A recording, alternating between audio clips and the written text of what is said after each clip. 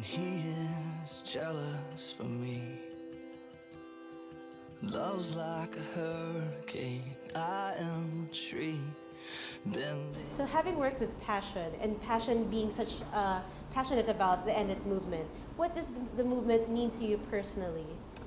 Well, growing up in America, I grew up in East Texas, which is, I mean, you know, it's exactly what you think it is. We all ride horses, wear cowboy boots, it's exactly pistols on the hip, cowboy hats, that's the whole deal. Not at all. But growing up in the South, in the States, we have an idea about slavery related to American history. What was mind-blowing, when Passion's always had social justice tied to worship. We just feel like worship is a way of life, and that extends to the way we treat one another, like your neighbor as well. And now in a world that's connected globally in a way that's never, you know, happened on the planet. Your neighbor's on the other side of the world oftentimes, and so to have the knowledge that 27 million people right now, more than any time in the history of the planet, live in slavery, is it trying to fit the context that I grew up in with the reality that's the world we exist in. And being in the South, you're always trying to transcend where we were historically, to love people well, that exceeds the context that preceded us, and try to erase the tension that's there, and to be able to then do something in my lifetime that does bring freedom, does bring hope.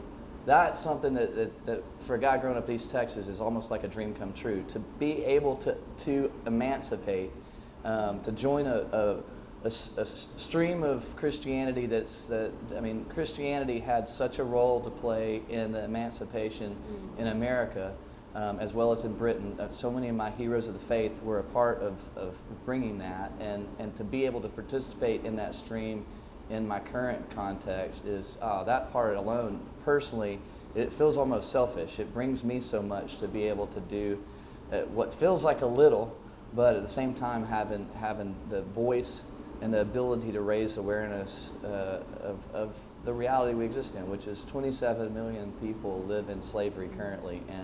And the first thing you got to do is get word out, make people know, because that's just a mind blow of a statistic. And to be able to be a mouthpiece for that is a wonderful thing on my end. Have you personally worked with an organization that spearheads movements such as this, aside from Passion? And actually with End It, because End It's a part of it's not just a part of Passion per se. What I love about it is it doesn't, like Passion doesn't even claim it, but it's all people within our local church. Like the Passion City Church is a church that, you've got the church, you got the record label that, Chris Tomlin and the gang's on, and myself, and then you've got these conferences, and all of it's really just a part of this little family of people. And End It is just an extension of that family, able to interject itself in a way that doesn't bring a label, not even really a religious tone to it. It's just an appeal to fellow humans that exceeds and transcends any religious orientation, to just go, as a human being, this is not okay, and to call people to action. So End It's really the closest I have gotten to get.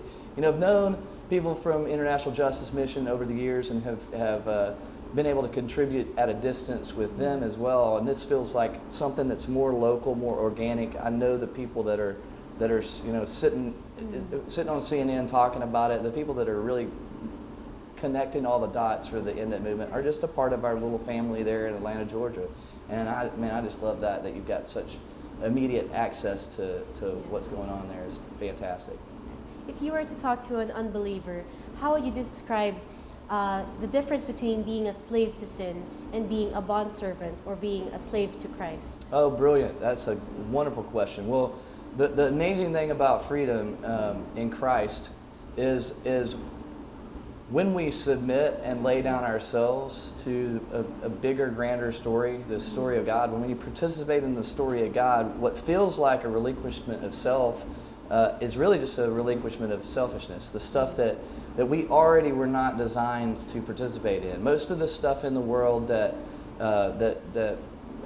has the word sin attached to it is just a twist of what the intentions of God were anyway. We have sexuality. which is even tied to the Indit stuff. There's so much of human trafficking that's related to the twisted side of sexuality. Sexuality is actually a really beautiful thing, a gift from God for the way we are made as humans. But what happens is we twist that thing, it gets depraved, and then we seek just a hint of what the intention was to begin with. And when you participate in the full intention of how God made us, all of a sudden what looked like maybe slavery or relinquishment of self, you find freedom. And if you're not participating in the story of God in a way that you experience that, it's a difficult thing to try to talk somebody into, oh, I'm going to have to give up all the fun stuff I love. No, the fun stuff you love is just but a taste of what the dream of God was for you and for me. And when you're living and walking and breathing in the dream of God, all the other stuff, it kind of feels silly. You can see the twisted nature of it and how it was just destructive to you and the people around you.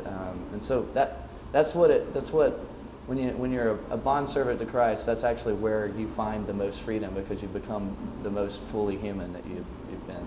Going with that train of thought, speaking to that same unbeliever, how you describe being saved? Well, I think most people I talk to, whether they have a lot of experience with any type of religion or not, you can talk to people and go, hey, does the world feel right or wrong? Do you see a lot of injustice that just tears you up inside? Do you see? I mean, even the ground underneath our feet's not right. When you've got tsunamis and hurricanes and volcanoes and all. I mean, wreaking havoc and violence. Nature's violent. There's so much that screams things are not right. And it's rare that I have ever had a conversation with somebody who was like, no. This planet is perfect. It's beautiful. People are wonderful. No, most people have injury. The people that they live life with and love most usually injure them most, cause relational conflict.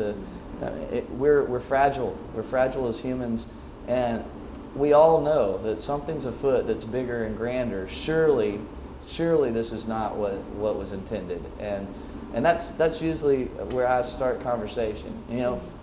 There could be more, right? And most people have a sense of that already. So, coming with that, how would you describe your life before you became a follower of Christ? Well, I had the great fortune to grow up in a home that was, my parents were really devout in faith as well. So I had sort of a knowledge of the whole thing. But when I got to college, I don't know what you've got, university, college, after grade school happens, in the States we call it university or college. When you're out from under your parents' roof and the context that you've been raised in, for me, that was the time I had to sort through everything. What of my faith is mine, and what is just growing up in the part of the planet that I happen to grow up in.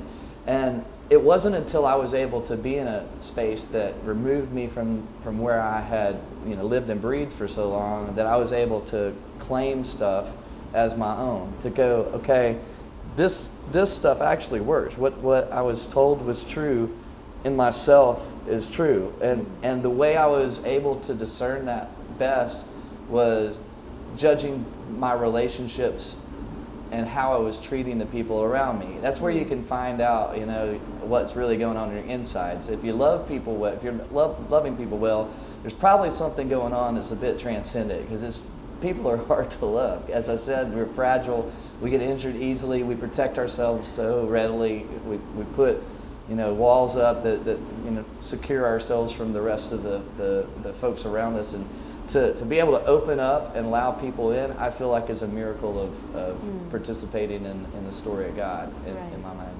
So what was one struggle that you really had to fight against? I would say being able to see where culture affects good is. The sacred and secular was a line that was really defined early on for me. It was like, hey, this is good, this is bad. And it turns out it's a lot more complicated than that. There's good in a lot of places you'd never suspect. I mean, if we were to believe the story that we read in Scripture, when the veil was torn, suddenly God was everywhere. And that means there's no space that you enter that He's already not that he's not already active and present in. You're carrying the story of God, but the story of God is already afoot elsewhere. And so you find good in places you wouldn't suspect, and you also find bad or evil in places you wouldn't suspect. The church is that's supposed to be the safe place, but it turns out, in America, churches look about like any, company. The leadership structure is just verbatim what happens in business world, and that's an invasion or intrusion of culture. And so the role of a human or a person in a relationship with Christ is to find what's good and embrace it, and then try to bring redemption and be redemption to places that are in need of it. And that would be one of the big moments for me early on, is to realize that actually everything is in the hands of God, and to know that He's active and present wherever you are is that's a huge moment of freedom as well, I think. Right.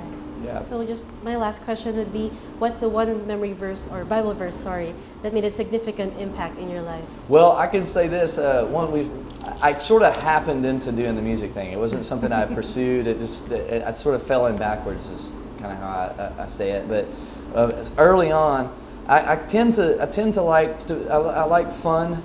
I'm a fun person. I like fun on the stage and in the room, and so I want everybody to start breathing something happy and positive. And this is music. It's a gift of God on the planet Earth. We have music among us, and this should stir the soul in a very happy, good way.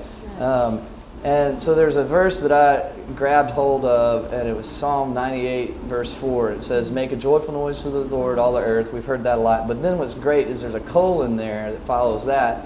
And then it says, "Make a loud noise, sing praise and rejoice." So that, for me, just lets me find a heck of a lot of inhibition drops with that verse. And that's a huge thing that's playing in my head a lot of times when I'm on the stage.